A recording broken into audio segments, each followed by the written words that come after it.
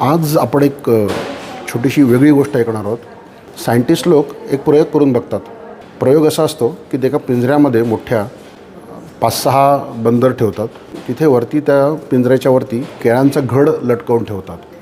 केळ्यांचा घड घ्यायला एखादा बंदर समजा पुढे सरसावला की ते बाहेरून थंड पाण्याचा फवारा त्या बंदरावर मारतात. थंड पाण्याचा फवारा लागल्यामुळे तो बंदर घाबरून परत खाली उतरतो. मग दुसरा बंदर ट्राय करतो, तेव्हा पण बाहेरून थंड पाण्याचा फवारा मारला जातो. असं करत करत त्या 5-6 आतल्या बंदरांना असं वाटायला लागतं की आपण सुद्धा जर हे केळी घ्यायला गेलो तर आपल्यावरती थंड पाण्याचा फवारा मारला जाईल आणि मग हळूहळू ते केळी घ्यायचं बंद करतात. ते बघत असतात की वरती तो केळ्याचा घड लटकलेला आहे. सायंटिस्ट त्यानंतर काय करतात, त्यातला एक बंदर बाहेर काढतात आणि बाहेरचा एक नवीन बंदर आतमध्ये टाकतात. आतमध्ये टाकल्यानंतर तो जो नवीन बंदर आला असतो तो केळ्याचा घड घ्यायला जातो, कारण त्याला ते माहिती नसतं. पण ह्या वेळेला सायंटिस्ट त्याच्या अंगावरती पाणी टाकत नाही.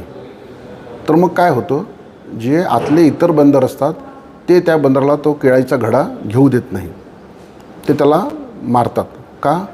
कारण त्यांना असं वाटतं की समजा ह्यांनी जर केळ्याच्या घडाला हात लावला तर ह्याच्यावर पण पाणी पडेल थंड आणि आपल्यावर पण थंड पाणी पडेल, आणि म्हणून ते त्याला घेऊ देत नाही.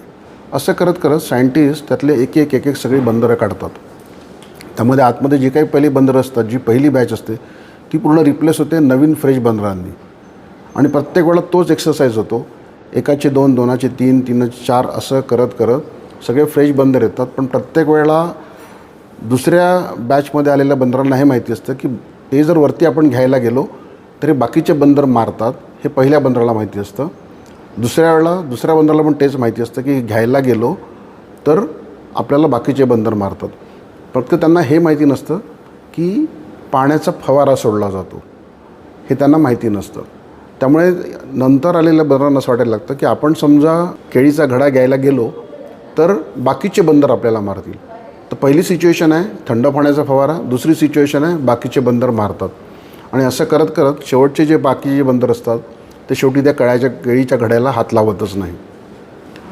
आपल्या व्यवसायामध्ये, जीवनामध्ये असंच काही घडत नाही का? काही ठरलेले नॉर्म्स, काही ठरलेल्या गोष्टी सांगितलेलं असतं की हे असं होतं तसं होतं, असं करू नये तसं करू नये. त्यामुळे आपण बरेच वेळा धाडसी निर्णय घेण्याला आपण धजावत नाही.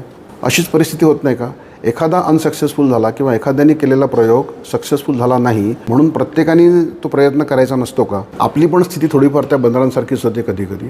त्यामुळे थोडंसं कम्फर्ट झोनच्या बाहेर जाऊन आउट ऑफ दी बॉक्स विचार करून जर आपण एखादा चांगला प्रयत्न जर केला आणि यशस्वीरित्या त्याच्या मागे पडून राहिलो तर आपल्याला यश नक्की मिळू शकतं.